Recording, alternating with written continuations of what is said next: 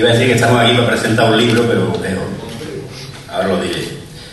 En primer lugar, antes de decirlo, quería agradecer a Manolo Martínez la amabilidad y la confianza que ha mostrado para contar conmigo para ayudarle en esta presentación de su primer libro.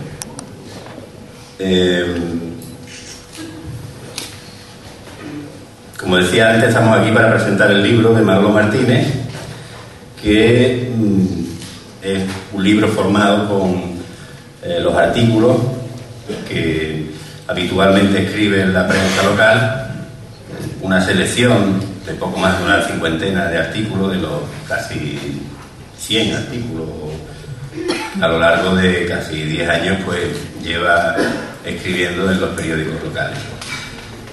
Es un libro escrito por una persona de Carmona que trata de diferentes aspectos de la vida de Carmona, pero desde un punto de vista personal, como son los puntos de vista de algunos columnistas que en la prensa se dedican a este género.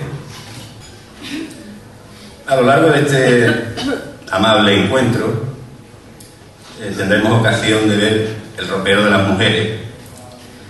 En el ropero de las mujeres algunas de las notas que definen la columna como género periodístico. Y en el caso de este libro de Manolo Martínez también otros elementos más cercanos a la literatura también.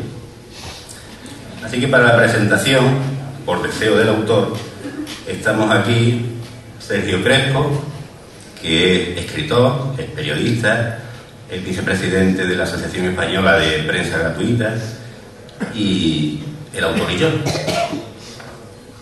Espero que entre los tres consigamos despertarle alguna curiosidad y que adquieran este interesante libro. Esta es la parte ya comercial.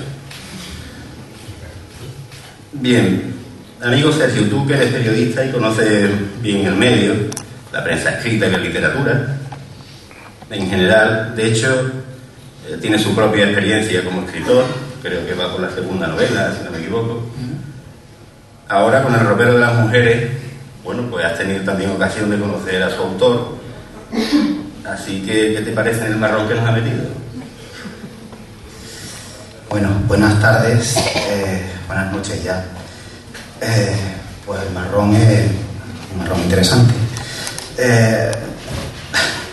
La verdad es que cuando Manolo me llama para que nos veamos y para pedirme que le presente el libro, pues la verdad es que lo primero que pensé es que era un marrón, exactamente. Pero luego dije que sí en escasos 15 minutos, que nada más empezar a hablar me di cuenta que había que hacerlo. Pero sí que le apunté a Manolo que desde el primer momento que mi presentación no iba a ser una presentación al uso. Y yo pienso cumplir mi advertencia.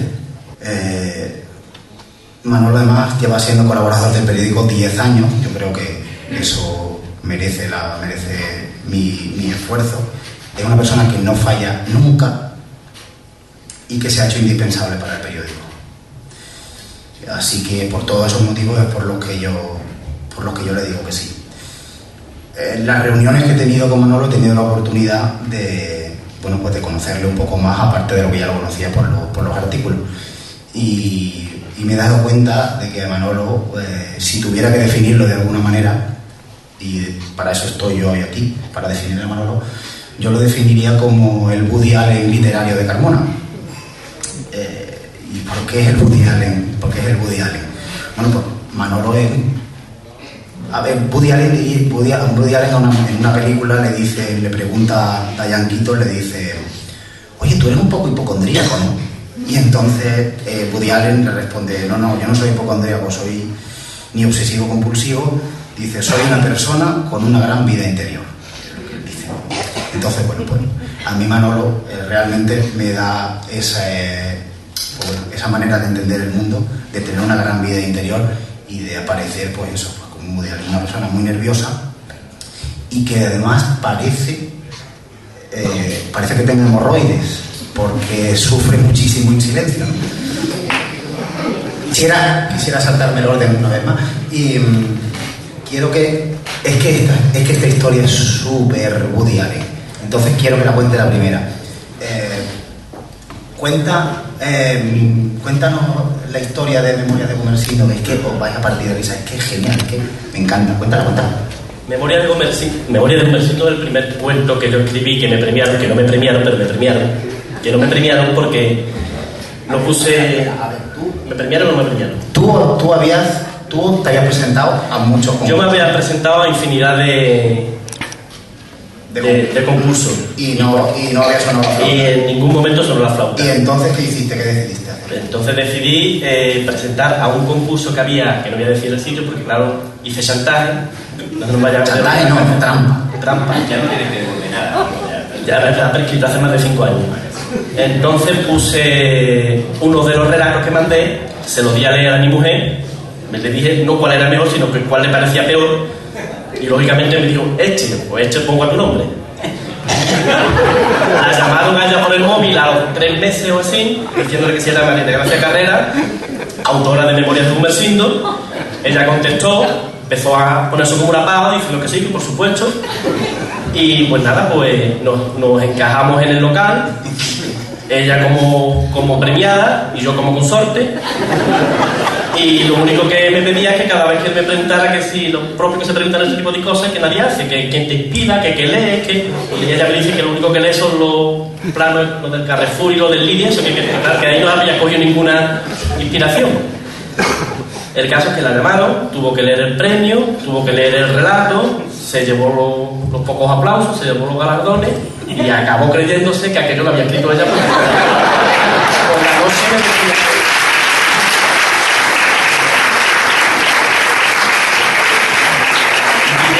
Diré para Inri de los Béticos, que aquí son muchos, el primero yo, que quien me premió de un pueblo de las Jarafes, que no lo voy a decir, era una peña bética.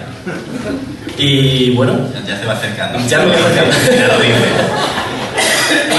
Y nada, esa fue la historia. Por después, como aquello funcionó, los sitios en los que solamente proponen que solamente se puede mandar un relato o alguna poesía, pues de vez en cuando meto alguna con su nombre. Pero miento, alguna poesía me he llevado con su nombre. Se ha llevado. Un segundo premio también se lo ha llevado. Y sigue diciendo que escribo tonterías. La escribe ella, que es la que se lleva los premios. Bueno, cuéntanos un poco lo que vamos a hacer, si os parece, hablar de algunos artículos que nosotros que los hemos leído y tal, que nos parecen interesantes o que tienen alguna historia curiosa. Y nos ha llamado mucho la atención un cuarto de mitad de aspirina a ambos. Y me gustaría que a mí me parece, de todo lo que hemos hablado, bueno, porque cuarto de mitad de aspirina refleja un poco ese costumbrismo cómico del que estamos hablando esta noche, ¿no? Y quería que nos contara un poco cómo surge la idea de ese artículo, por ejemplo. Cuarto y mitad de aspirina surge porque, como todo el que bien me conoce sabe que fui hipocondríaco, ya no lo soy, lo juro. Pues, y tengo muchos antecedentes en la familia de hipocondria. Y bueno, siempre tengo en la imagen la abuela de mi padre, mi bisabuela, que la imagen que guardo de ella es en una cama, siempre, con una toquilla negra. Estoy hablando de hace 40 años. Y que me hacía mucha gracia porque su conversación siempre circulaba en torno a las enfermedades, como buen hipocondríaco. Entonces, cuando iba recibiendo visitas, ella siempre preguntaba por la sintomatología del que le visitaba. Aunque le viera buena cara, le decía, pero algo te tiene que pasar. De vez en cuando me duele la cabeza, me parece que coge un poco. En fin, siempre le sacaba un síntoma y a continuación le preguntaba cómo combatía ese síntoma. Le daba igual lo que le dijera y le daba igual lo que la recetara. Ella automáticamente se automedicaba, que estaba mal, y me hacía gracia porque tenía una mesilla de noche a su derecha colmada de pastillas de Octanidón y de 20.000 pastillas de todas clases que ella se zampaba. Entonces, a raíz de eso y de algunas conversaciones que uno escuchaba cuando el seguro funcionaba de otra forma, que era muy divertido porque como allí tenía que esperar por tanto tiempo, pues surgió un poco la idea de cuarto y mitad de aspirina. Y yo acababa algunas veces, mi mujer todavía lo hago algunas veces, pobrecito de mi médico, acabo recetándome yo. Yo se le largo la historia, pero al final le digo, yo creo que a mí lo que me convendría sería esto. Y él, como me conoce, pues muchas veces cede y me larga. Y un poco era eso. No vamos a contar el contenido completo. Hemos seleccionado entre Sergio y yo, en complicidad con el autor, una decena o 8 o 10 artículos de los 52 más la poesía y el cuento que tiene el libro. El vino, sí. Bebemos poco. Yo he venido a lo que he venido, o sea. Sí.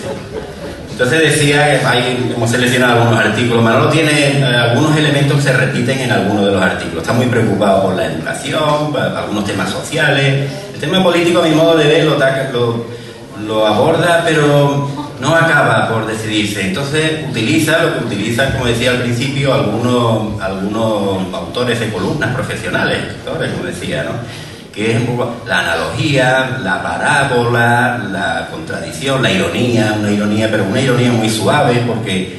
Y entonces hay un artículo de ellos, hay algunos artículos más serios que otros, pero yo me quería referir a uno concretamente, que es el de mi abuela, el jarrillo de lata y Rajoy. Ese es curioso. Entonces, ese es muy gracioso. Es gracioso, porque empieza con un argumento, pero remata dándole la puya a los políticos, comparándolo con lo que le pasaba a él con su abuela también, ¿no? Curiosamente. Entonces, que cuente un momento, que cuente la historia de la abuela. Eso, y además, si no te importa, resuélvenos el final. ¿Qué quieres decir con lo de Zapatero y Rajoy? Ahí... es un poco más de lo mismo que contaba antes, porque como tú bien has dicho, repito mucho las temáticas, le cambio el título, pero hablo sobre lo mismo siempre.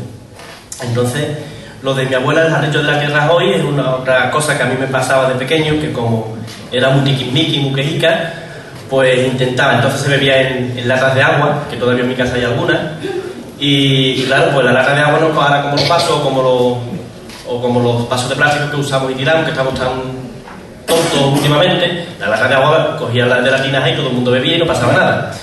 Entonces, pues todo el mundo menos a mí, lógicamente. Yo cuando veía que en la lata de agua bebía alguien antes que yo, pues me quedaba con la sed. Y si ese alguien además era mi abuela, que yo no sé si tenía dictadura postiza o no, yo intenté no comprobarlo nunca, pero yo la tenga en su gloria, era superior a mí. Yo no podía compartir la lata, ni de mi abuela ni con nadie. A día de hoy, bueno, miento, con los niños se van quitando muchas tonterías, porque ya muchas veces los padres basura, los que recogemos la media hamburguesa, el resto de los plátanos... Es una mezcla explosiva, porque además de Woody Allen y Jack Nicholson, pero imposible. Exactamente. Resumiendo, para no alargarme, que yo hacía 20.000 virguerías para intentar que... Primero, que yo fuera el primero que bebía de la lata cuando íbamos a almorzar, y segundo, que nadie compartiera el sitio por el que yo bebía. Entonces yo bebía de una forma muy rara, que era que mi madre me decía, ya está con las manías. Ponía el asa de la lata hacia la boca, cosa dificilísima porque caía más agua fuera que dentro de la boca, y pegaba el sorbetón. Entonces uno de los días que hice la maniobra, viendo el telediario, mi abuela ya empezaba a hablar con Mariña, Luis Mariña, que hace poco falleció, y le decía que hace poco la había visto en el médico hace poco. Estaba ya empezaba un poco la hora de variar. Y en una de esas, pues la vi beber exactamente de la misma forma. Yo ya pues, ni el filete ni el resto de las papas pues no me entraban. Y entonces ella llegó a decirme que qué gracioso, estoy bebiendo igual que tú. Mira, Martina, la gracia que me hizo. Y acá bueno, resuelvo el tema un poco entre Zapatero y Rajoy, como podría haber dicho entre cualquier otro político, porque al fin y al cabo, cuando escuchan los discursos, salvo contadas excepciones, que hace poco estuvo en Carmona, uno de ellas, esas contadas excepciones, no hago política, digo lo que pienso, y escuchan lo mismo, es un poco más de lo mismo. Uno lo apellidan de una forma, otros lo subrayan de otra, pero al final acaban todos bebiendo por el mismo asa. La rebajada de impuestos, voy a poner lo otro, cuando realmente a lo largo de la legislatura vemos que todo ese tipo de historias, el agua se le cae por los lados también. Pero bueno, eso es otra historia. ¿La pregunta cuál era? La intencionalidad.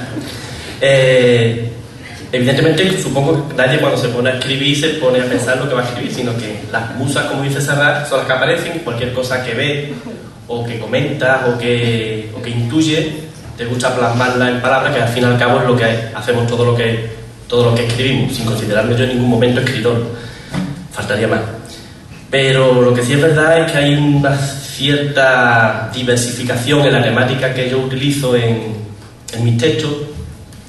Hay algunas que, la mayoría, en las que hablo de lo cotidiano porque es lo que más me divierte, es lo que tengo más cercano y lo que mejor conozco y luego palpo, que es lo que un poco la poca gente que me lee, que también es lo que más le gusta. Cuando hablo de los tendederos, de mis niños, de los problemas con el jefe, lo que a todos nos pasa un poco en la vida. Luego tengo una faceta un poquillo más comprometida, que me pongo profundo y meto la pata casi siempre, cuando intento arreglar las cosas en plan político, y me pongo filósofo y hurgo por ahí en algunos textos. Y luego una tercera faceta, que es la que tú me dijiste, que no me acuerdo.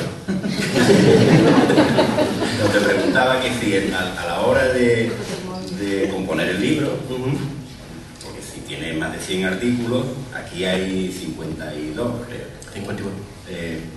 Decía que ya el libro adquiere una unidad, un sentido propio, independientemente del sentido que tengan los artículos de por sí. Entonces, yo creo que se puede hacer una distribución de artículos, no en el orden, pero sí en los contenidos. Es decir, en el libro, a lo largo de los 52 artículos, hay varios asuntos que no es que se me oye sin micro, es que no me acuerdo. Que yo veía en el libro como si hubiera algunos bloques de temas que se repiten en unos artículos, o que algunos específicamente se dedican, no sé, como él mismo decía, asuntos cotidianos, gente importante, otros temas ya de índole... Es verdad, me acabas de dar pie, perdona, esa era la tercera faceta que se me había olvidado. Cuando dibujo intento retratar a personas importantes, que yo les llamo importantes porque realmente son importantes, no es un eufemismo. Cuando hablo de Charibella, gracias por venir, cuando hablo de Fernando Baeza, cuando hablo de una persona que no he invitado y de la que me arrepiento porque se me ha olvidado, que es Julio, es el antiguo jefe de mi suegro Aurelio y que fue el cámara de Carmona durante muchos años, y de su hijo, que me cautivaron ambos. Tengo un artículo sobre ellos cuando a diario se reúnen en el Bar Tota y brindan, y le pregunté un día que por qué brindaban y me dijeron que no había una razón específica por la que brindaban.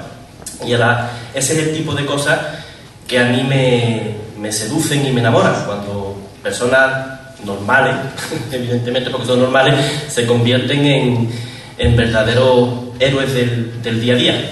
Porque yo cuando veo a Chari a las 5 o a las 6 de la mañana al lado de los 50, 60 o 70 grados que tiene que hacer al lado del Perón, con sus helincos dándole vuelta, con la sonrisa en la cara, siempre con una buena conversación y enseñándome el libro que va a leer, pues me parece fantástico. Eso a mí me llega mucho más que cuando pongo el televisor y veo a cualquier político o a cualquier personaje importante dando su perorata, recabando votos y recabando. Yo supongo que a lo mejor esto parece una frase esa, pero es que realmente yo lo siento así. Entonces, esa era la tercera cosa que se me ha olvidado. Las personas a las que yo... No, si te parece, Manolo, léete lo que te tenías preparado y luego ya te machacamos. Gracias. Una de las personas que acabo de ver, a las que empecé y posiblemente a la que le debo que haya yo empezado a escribir, está ahí Francisco Rodríguez Nodal, al que todo el mundo conoce. Es una de las personas, a mi parecer, más importantes de Carmona, no solamente por su faceta artística, sino porque como persona es un encanto, es un soñador. Tiene, no sé qué años tiene, ni lo puede descubrir Francisco, pero da gloria hablar con él porque tiene la misma ilusión que un chaval de 15 o 20 años. Entonces, él me enseñó un día su taller y me dijo cómo incluso había soñado algunos diseños de sus muebles, y a raíz de ahí empecé yo a escribir sobre un manuscrito que él me dio, Caínes del Amanecer, que va por su 4ª edición, enhorabuena. Y esas son las personas importantes a las que a mí me gusta retratar. Y ahora ya voy a leerme la chuleta porque ya no tengo más. Voy a intentar explicar brevemente el porqué de este libro. Lo primero, explicar que escribo porque aunque tengo los pies en la tierra y tengo claro, muy claro, que yo no soy un escritor, me considero un intruso en tan hermosa ocupación, escribo porque disfruto haciéndolo y con ello no daño a nadie. Es mi única justificación y disculpa. Lo que me hizo perderle un poco el respeto al gremio de escritores y publicar fue comprobar en estos últimos meses la vertiginosa facilidad con la que salimos de esta vida.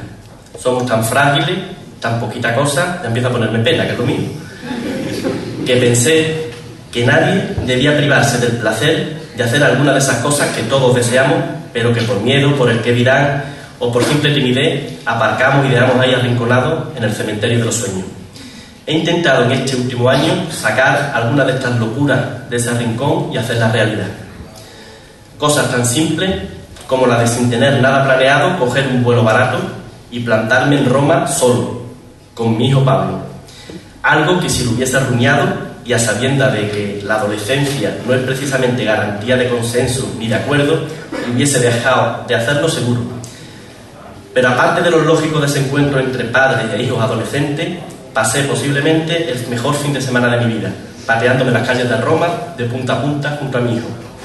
Nadie podrá quitarme ya esos 3 días, porque ya están vividos y disfrutados. Y estoy seguro de que Pablo, en cuanto se le vayan las espinillas y la revolución hormonal, lo recordará con la misma intensidad que yo lo hago ahora. En cuanto llegué del viaje, y viendo que seguía vivo, comprobé que aquella experiencia me había dado alas y alguna valentía, la suficiente, para intentar publicar un libro, otro sueño que tenía amordazado y censurado por mí mismo. En el ropero de las mujeres os vais a encontrar una selección de los artículos, como bien ha dicho Sergio, publicados en el periódico Carmona Información en los últimos 10 años, cantidad de tiempo que considero suficiente para perder un poco la vergüenza y la compostura. También, por añadir alguna novedad, he publicado mi primer pequeño relato premiado, Memorias de Gumersindo, y que ahora contaré como otra persona muy querida por mí me robó el galardón en mi propia cara. Como en un ropero de mujer que se precie, tiene que haber un poco de todo. He colgado también una comunicación que escribí para el 2º Congreso Tabernario, del que por cierto aprovecho para decir que empieza la semana que viene en este mismo restaurante, bajo la batuta de José María Carmona y el área de cultura del Ayuntamiento de Carmona. Esta cuña son 2 cervezas. El libro finaliza con 4 poemas, con lo que espero no acabéis aborreciendo el género. Explicar también que el hecho de que aparezcan alguna foto personal o algún dibujo de mis hijos en el libro no responde, como pudiera parecer, como ya me ha dicho mi propia familia, a un afán de protagonismo, en absoluto. Tan solo a que este libro, el primero y casi con toda seguridad el último, lo he hecho pensando solo en mi disfrute. Es un regalo de mí para mí. Es un puñado de recuerdos que tengo embalado. Y por último paso a los agradecimientos. Al excelentísimo Ayuntamiento de Carmona, en las personas de su alcalde Antonio Cano, que ya se ha disculpado por su ausencia, y en especial de su concejal delegado de Cultura, José Miguel Acal, por su empeño y colaboración en tiempos tan complicados como estos. He visto el sobreesfuerzo que ha realizado para con mi recopilación. Por ello te lo agradezco doblemente, Miguel. A los representantes políticos que me acompañan esta noche: Antonio Cano, José Miguel Acal, Trinidad Sá, Encarni Milla, Sebastián, Martín Recio, Miguel Rivas y Juan Ávila. A la imprenta Artigana, pues solo me han dado facilidades y un trabajo profesional impagable, cuidado hasta en los más mínimos detalles. A Televisión Carmona y a quienes la gobiernan, mis amigos desde la adolescencia, Carlos Guisado y Antonio Bautista, que se entregaron por completo a mi proyecto haciendo lo mismo que llevan 20 años realizando y que no se les acaba de reconocer del todo, que es meter en los hogares de todos los carmonenses los acontecimientos que ocurren en nuestra ciudad a lo largo del año. Gracias, Carlos, y gracias, Bautista. A Juan Sánchez, siempre servicial, por su inmediata y desinteresada disponibilidad en cuanto le comenté que necesitaba su equipo de sonido. Gracias, Juan. ¿Vamos bien de tiempo? Al restaurante Molino de la Romera, especialmente a Luis, que tan generosamente, hola Juan, no te había dicho, me cedió sin poner ninguna condición este hermoso y añejo espacio. A Maribel Montaño, que antes de pedírselo me puso en contacto con mi presentador, Sergio Crespo. Gracias, Maribel, por tu siempre buena predisposición ante cualquier demanda de tus conciudadanos. Antonio Montero Alcaide, escritor señero de Carmona, por tus impagables consejos, por tus correcciones, por la paciente lectura de mis textos, por brindarme alguna tarde en tu casa, compartiendo conmigo tu exquisito quehacer literario. A mis compañeros cibernautas, desde Juan Corbones, vuelve, por favor, a Galapagar, una lengua viperina que esconde un corazón de niño, pasando por el infatigable y omnipresente Carcomen, hasta Tintito, que anda por allí, un talento al servicio de la objetividad y el sinvergüenza bloguero con más visitas de Carmona. Y a García Serrano, a quien tras unos meses de noviazgo cibernético conocí personalmente y hoy le disfruto como amigo de los de antes, de los de cerveza y charlas de hora. Gracias por la generosa introducción de este libro. A Mari Villa, por su ejemplo cercano de entereza, y a Rosario Portillo, por hacer lo más difícil a veces de este mundo, que es tirar para adelante. A mi jefe, aunque suena pelota, por su comprensión, al darme más de una tarde libre para organizar todo este tinglado. Gracias, Paco. Solo me falta para quererte que me subas el sueldo. O que compres 40 o 50 libros ahora cuando salgan. A Sergio Crespo, mi presentador, que puso todos los medios del periódico de Carmona y los suyos propios a mi disposición desde el primer momento. Gracias, Sergio. Su generosidad, para un desconocido como yo, me ha sobrepasado. Gracias, Sergio, y por favor, léanse ustedes en cuanto puedan la novela de Sergio, Ángel para un final. Les emocionará seguro. A José María Carmona, que ha embalado mi pensamiento con tanta exquisitez y cuidado, que a mi parecer, y ustedes lo van a comprobar, tiene más valor la caja que los bombones. Ha sido mi corregidor incansable, censor, maquetador, prestador impagable de buena literatura. He aprendido en estos últimos meses a su lado la laboriosidad y extremo cuidado que conlleva el nacimiento de un libro en la imprenta, aparte de una lista interminable de protocolos y pormenores indispensables para un acabado impecable. Ya acabo. José María ha sido por encima de todo un inmejorable compartidor de cervezas y un excelente tipo del que me enorgullece empezar a ser su amigo. Que esto de la amistad no es cosa de 2 días. Gracias, José María, de todo corazón. Cuéntame las 2 cervezas. Cuéntame las 2 cervezas que te tenías. Tal de contar. Y por último, y por encima de todo, a mi familia. A mis padres, a mis hermanos y especialmente a la mujer más guapa del mundo, Alexandra Lee, representante de Estados Unidos y elegida Miss Mundo 2010. Ah, no, perdona, Curry, empiezo de nuevo. Y especialmente a la mujer más guapa del mundo, María de Gracia, mi mujer, que se ha tenido que leer, la pobrecita, las decenas de borradores de mis tonterías, hasta que hace unos meses la liberé por fin de esta penitencia. Gracias por tu infinita paciencia, gracias porque a pesar de que en tu ropero, estoy pensando, perdone que me meta, que he ido a pocas presentaciones de los libros, pero que al final siempre se dice lo mismo. Yo no voy a llorar. A punto. Porque a pesar, me refiero a mi mujer, de que en tu ropero no quepa ya ni un calcetín, de que en tu zapatero no haya ni un hueco ni para el calzador, a pesar de que siempre me abres el grifo de la cocina cuando me estoy duchando, a pesar de todo eso, me has dado por encima de todo 2 niños rubios, a cual más guapo. Que por cierto, no voy a entrar ahora en que siendo nosotros morenos, un poco bien.